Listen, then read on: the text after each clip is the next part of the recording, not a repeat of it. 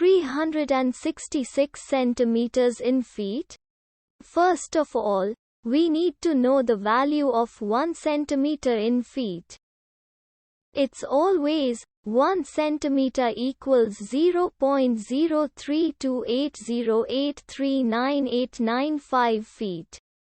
Now we have to multiply 0.03280839895 by 366.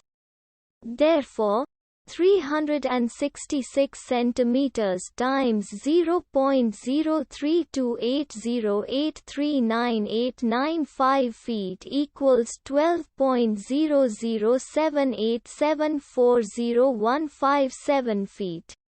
So, in other words, 366 centimeters equals 12.007874017 feet. We hope you have enjoyed this video. Please like and subscribe to our channel for more videos like this.